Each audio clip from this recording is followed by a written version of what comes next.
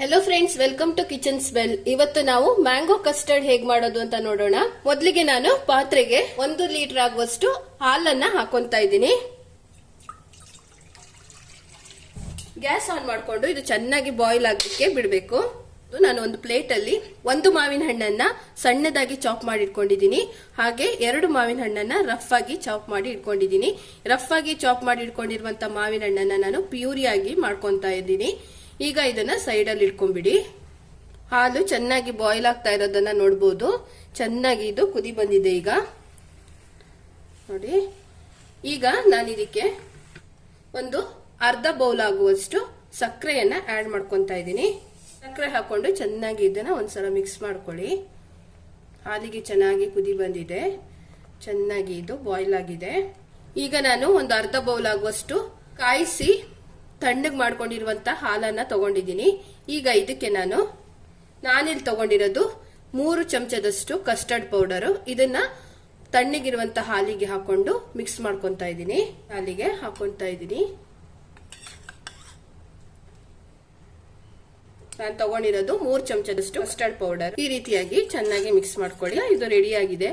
ಈಗ ನಾನು gas flame ಅನ್ನ ಲೋ ಅಲ್ಲಿ ಇಟ್ಕೊಂಡು ಹಾಕ್ಬೇಕಾದ್ರೆ ಮೊದಲಿಗೆ ಎಲ್ಲವನ್ನ ಒಂದೇ ಸಲ ಹಾಕೊಂಬೇಡಿ, ಸ್ವಲ್ಪನೇ ಹಾಕೊಂತ ಹೋಗಿ. ಸ್ವಲ್ಪ ಕಸ್ಟರ್ಡ್ ಅನ್ನ ಹಾಕೊಂಡು ಇದನ್ನ ಹಾಗೆ ಮಿಕ್ಸ್ ಮಾಡ್ಕೊಂತಾ ಇದ್ದೀನಿ. ಸ್ವಲ್ಪನೇ ಹಾಕೊಂಡು ಮಿಕ್ಸ್ ಮಾಡ್ಕೊಂತೀರಿ. ಈಗ ಉಳಿದಿರೋದನ್ನ ಹಾಕೊಂತಾ ಇದ್ದೀನಿ. ಅದೇ ರೀತಿಯಾಗಿ ಮಿಕ್ಸ್ ಮಾಡ್ಕೊಂತಾ ಇರಿ. ಇದು ಚೆನ್ನಾಗಿ ತಿಕ್ಕಾಗಿ ಬರುತ್ತೆ. ಅಷ್ಟು ತನಕ ಇದನ್ನ ನಾವು ಮಿಕ್ಸ್ ಮಾಡ್ಕೊಬೇಕು. ಒಂದು 3 ರಿಂದ 4 ನಿಮಿಷ ತಗೊಳತ್ತೆ ಇದು ಚೆನ್ನಾಗಿ ತಿಕ್ಕಾಗಿ ಬರ್ಲಿಕ್ಕೆ. ಅಷ್ಟೇ ತನಕ ಹೀಗೇನೆ ಸ್ವಲ್ಪ ಮಿಕ್ಸ್ ಮಾಡ್ಕೊಂತೀರಿ. ಇದು ತಿಕ್ನೆಸ್ ಈಗ ಸ್ವಲ್ಪ ಜಾಸ್ತಿ ಆಗಿದೆ. ಮೀಡಿಯಂ ಹೈ ಫ್ಲೇಮ್ ಅಲ್ಲಿ ಒಂದು 5 ನಿಮಿಷ ಚೆನ್ನಾಗಿ ಈ ರೀತಿಯಾಗಿ ನೋಡಿ ರೆಡಿ ಮಾಡ್ಕೊಂಡಿದ್ದೀನಿ. ಇಷ್ಟು ತಿಕ್ಕಾದ್ರೆ ಸಾಕು. ನಾನು ಗ್ಯಾಸ್ ಫ್ಲೇಮ್ ಅನ್ನ ಆಫ್ ಮಾಡ್ಕೊಂಡು ಇದನ್ನ ರೂಮ್ ಟೆಂಪರೇಚರ್ ಬರೋ ತನಕ ಬಿಡ್ತಾ ಇದ್ದೀನಿ. ಚೆನ್ನಾಗಿ ಇದು ತಣ್ಣಗಾಗ್ಲಿ.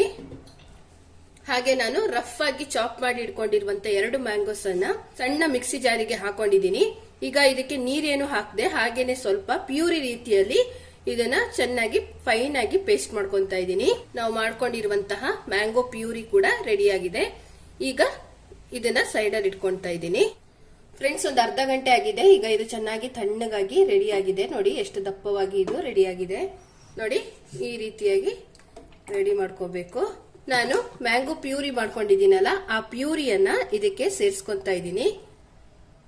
ಹೀಗೆ ಮ್ಯಾಂಗೋ ಪ್ಯೂರಿಯನ್ನ ಹಾಕೊಂಡು ಇದನ್ನ ಚೆನ್ನಾಗಿ ಬೀಟ್ ಮಾಡ್ಕೊಂತಾ ಇದ್ದೀನಿ.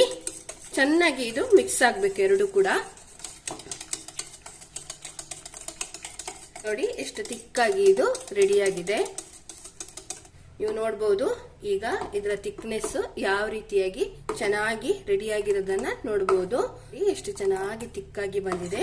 ಈಗ ನಾನು ಇದನ್ನ ಒಂದು ಸಣ್ಣ ಪಾತ್ರೆಗೆ ಹಾಕೊಂತಾ ಇದ್ದೀನಿ ಪೂರ್ತಿಯಾಗಿ.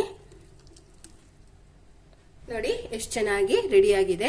ಈಗ ಲಿಡ್ ಅನ್ನ ಕ್ಲೋಸ್ ಮಾಡಿ ಫ್ರಿಡ್ಜ್ ಅಲ್ಲಿ ಇಡ್ತಾ ಇದ್ದೀನಿ. ಇದು ಚೆನ್ನಾಗಿ ಕೂಲ್ ಆಗಿ ತಣ್ಣಗಾದ್ರೆ ಸಾಕು. ಇದೇನ್ ಸೆಟ್ ಆಗೋದೇನ್ ಬೇಡ. ಆಮೇಲೆ ನಾನು ಇದನ್ನ ಸರ್ವ್ ಮಾಡೋದನ್ನ ನಿಮ್ಗೆ ತೋರಿಸ್ತೀನಿ.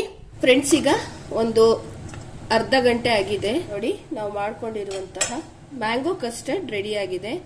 ನೋಡಿ ಎಷ್ಟು ಚೆನ್ನಾಗಿ ಇದು ರೆಡಿ ಆಗಿದೆ ಅಂತ. ಈಗ ಇದನ್ನ ನಾನು ನಿಮಗೆ ಸರ್ವ್ ಮಾಡಿ ತೋರಿಸ್ತಾ ಇದ್ದೀನಿ. ಫ್ರೆಂಡ್ಸ್, ಮೊದಲಿಗೆ ಚಾಪ್ ಮಾಡಿ ಇಟ್ಕೊಂಡಿದ್ನಲ್ಲ 1 ಮ್ಯಾಂಗೋ, ಅದರಲ್ಲಿ ಸ್ವಲ್ಪ 1 ಸ್ಪೂನ್ ಅಷ್ಟು ತಗೊಂಡು 2 ಗ್ಲಾಸಿಗೂ ಹಾಕೊಂತಾ ಇದ್ದೀನಿ. ನಾವು ರೆಡಿ ಮಾಡ್ಕೊಂಡಿರುವ ಮ್ಯಾಂಗೋ ಕಸ್ಟರ್ಡ್ ಅನ್ನ ಹಾಕೊಂತಾ ಇದ್ದೀನಿ.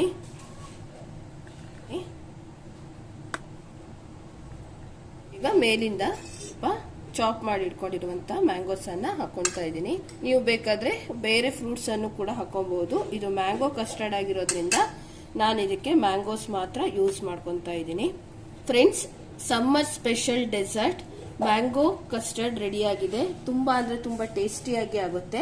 ಮಾವಿನ ಹಣ್ಣಿನ ಸೀಸನ್ ಅಲ್ಲಿ ಇದನ್ನ ಮಾಡೋದನ್ನ ಮರಿಬೇಡಿ.